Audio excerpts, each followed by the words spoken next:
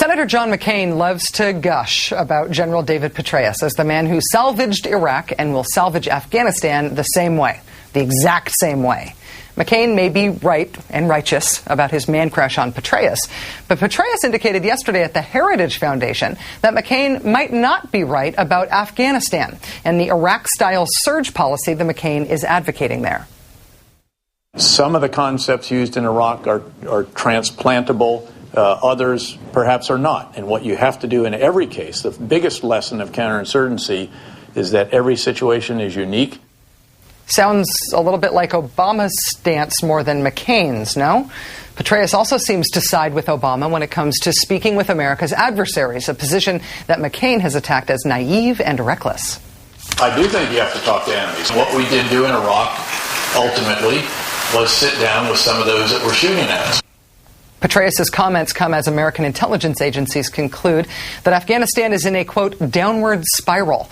The leaked portions of the next NIE cast serious doubt on the ability of the Afghan government to quash the Taliban's influence.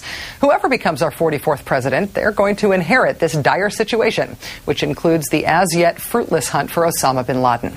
Senator McCain says he knows how to get bin Laden and promises he will with his secret plan that he won't share with anyone, including the current president, apparently, unless and until he himself is elected. Nice. But for all the bluster of America's politicians, bin Laden remains at large, presumably alive, probably in northwest Pakistan or Afghanistan. The closest U.S. forces got to public enemy number one was just weeks after the president's bin Laden dead or alive ultimatum. America's top secret Delta Force was dispatched to Tora Bora, a mountainous region in Afghanistan near the border of Pakistan. The CIA said it had hard intelligence that bin Laden was hiding out there in a cave complex. In the subsequent military operation, 40 or so Delta Force soldiers coordinated with CIA operatives, some Green Berets, British commandos, and Afghan fighters to stalk their target. According to a first-person account of a Delta Force leader in the new book, Kill Bin Laden, American soldiers were within 2,000 meters of Osama, only to pull back from an assault in favor of airstrikes. As the world knows now, the airstrikes did not get bin Laden. Earlier, I spoke with the officer who led the Army's Delta Force mission to kill bin Laden after 9/11, the man whose forces were within 2,000 meters of bin Laden before he escaped. We can't tell you his real name or show you his face, but his nom de plume is Dalton Fury, and he's the author of Kill Bin Laden, which is out this week. I started by asking him whether a ground assault on bin Laden would have had a better chance than airstrikes of actually getting him.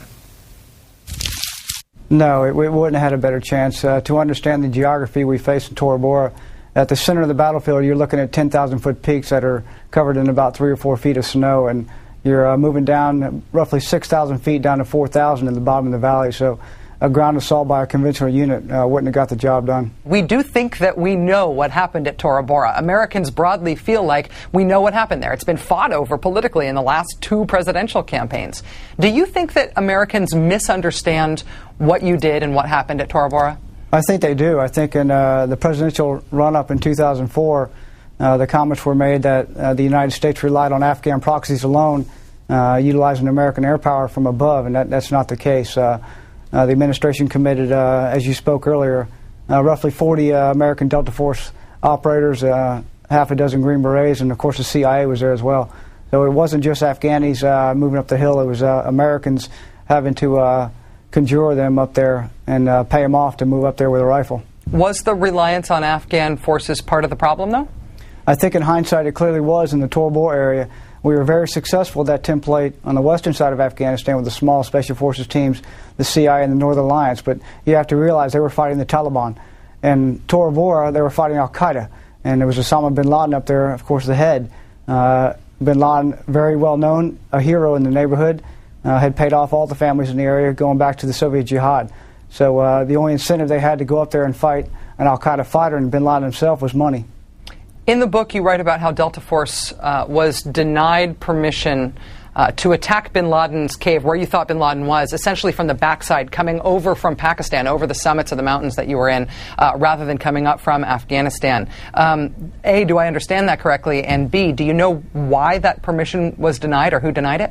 Well, A, you do understand that correctly. Our original plan that we submitted to our higher headquarters was to come in from the backside from Pakistan.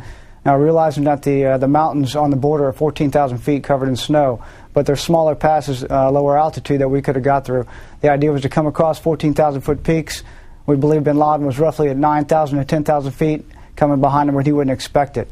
That plan was denied at some level above us, and I was never given the reason why. General Tommy Franks was essentially the war's operational commander at the time of this offensive, and he has said that he doesn't think that bin Laden was there at Tora Bora. Also, the man who was chairman of the Joint Chiefs at the time, General Richard Myers, says getting bin Laden was never a goal. He said, quote, the goal there was never after specific individuals. He said that just about 4 months after your operation there. It sounds to me like they're telling a very different story than you are. Do you think they're full of it? Well, I'm not sure they're full of it, but I can tell you what my direct orders were. My direct orders were to kill or capture Osama bin Laden, point blank. Do you think that General Frank should have been awarded the Presidential Medal of Freedom?